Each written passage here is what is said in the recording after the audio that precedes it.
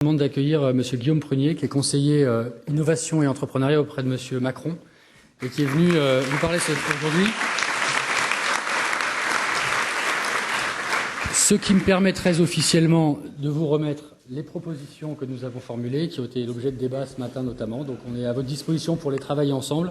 Évidemment, je vous laisse la parole. Merci beaucoup Nicolas. C'est un grand plaisir de vous accueillir ici à Bercy. Je voudrais d'abord excuser Emmanuel Macron et Axel Lemaire qui n'ont malheureusement pas pu se rendre présents, mais ils m'ont chaleureusement recommandé de venir vous accueillir et vous dire à quel point vous êtes le bienvenu ici en cette maison.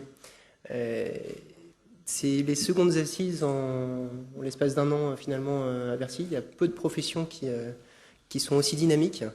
Et pour moi, c'est vraiment le signe du caractère porteur de ce secteur.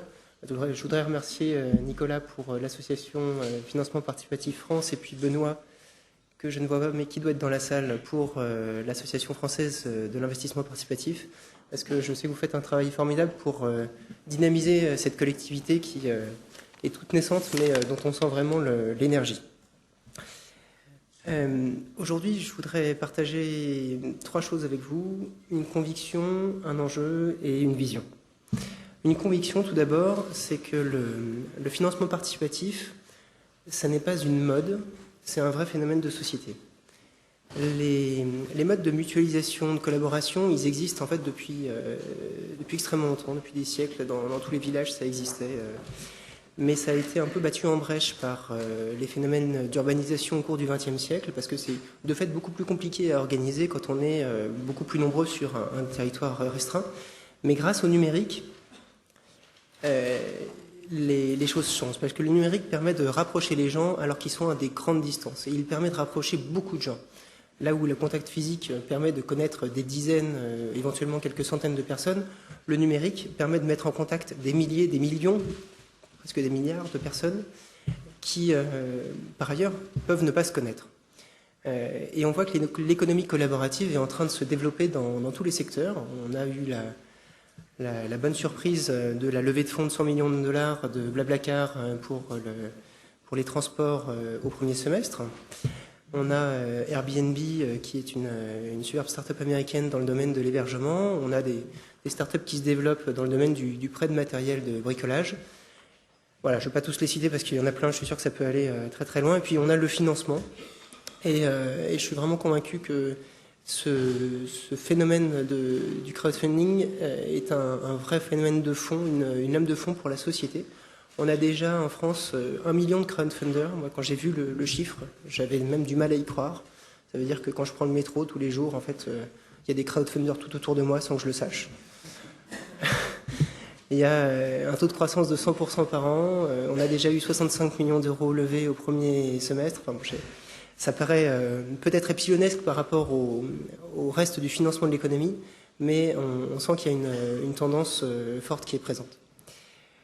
Le second point que je voulais partager avec vous, c'est un engagement fort, qui est celui de l'État à accompagner le développement du secteur et au rythme de son développement. On le sait, le crowdfunding, c'est essentiellement des startups. Enfin, les plateformes elles-mêmes sont surtout des startups qui se développent, qui sont assez agiles, qui se développent très très vite. Et il est nécessaire que l'État puisse accompagner ce développement avec alors la même agilité. C'est un peu compliqué pour une organisation comme la nôtre, mais en tout cas on fait notre maximum pour être aussi réactif et rapide que possible. Et d'ailleurs, si on reprend ce qui s'est passé l'année dernière, en avril 2013, le président de la République annonçait qu'on faisait une réforme du financement participatif. On a tout mis en branle. Premières assises il y a un an. En février dernier, on annonce ce que sera la réforme du financement participatif. Les ordonnances ont été adoptées en Conseil des ministres en avril 2014 et les décrets ont été signés en septembre pour une entrée en vigueur au 1er octobre. Il est assez inédit à ma connaissance que l'administration publique, sur un sujet aussi sensible que le financement de l'économie, arrive à bouger aussi rapidement. Et c'est pour moi le signe de cet engagement, d'autant que la réforme n'était pas aisée. On en est quand même arrivé à créer une dérogation au monopole bancaire pour le prêt. J'en parle parce que c'est l'aspect qui a été le plus difficile, j'allais dire, à négocier et à discuter avec l'ensemble des parties prenantes. Donc on a fait un premier bout du chemin et il est clair pour nous que comme c'est un secteur qui est en développement, on va continuer ce chemin ensemble. Donc je suis très heureux que vous ayez pu travailler à des propositions, nous les remettre. Je ne ferai pas de grande annonce aujourd'hui sur la mise en œuvre de ces propositions, mais par contre je m'engage très fermement à ce qu'on y travaille conjointement, d'ailleurs avec tout Bercy, pas seulement le ministère de l'économie, mais également le ministère des Finances et des Comptes publics, puisque nous avons une compétence partagée sur le sujet. La dernière chose que je voulais partager avec vous, c'est ma vision du secteur. J'ai entendu beaucoup de personnes me dire que le crowdfunding, c'était faire entrer le loup dans la bergerie. C'est ce qui allait renverser les banques, renverser tout le système de financement de l'économie. Je voudrais dire que malgré tout l'attrait et l'attention que je porte au secteur, je suis pour ma part convaincu que c'est une vision qui est assez fausse et que le vrai développement du secteur, il se trouvera dans la complémentarité entre les différents acteurs du financement de l'économie. Et quand on en avait discuté avec Nicolas, j'étais très heureux de voir que tu partageais cette vision. Et du coup, on a placé ces assises sous ce thème-là. Ce ne sont pas des assises où on discute du cadre réglementaire, où on en discute un peu, mais ce n'est pas l'objet majeur. L'objet majeur de ces assises, c'est que le monde du financement participatif puisse travailler avec le reste des acteurs de l'écosystème du financement, les banques, les assureurs, les fonds d'investissement, les fonds de prêt, les conseillers en investissement financier, je suis sûr que j'en oublie, pour réussir à faire en sorte que notre système de financement de l'économie soit plus efficace pour répondre aux demandes de financement des entreprises.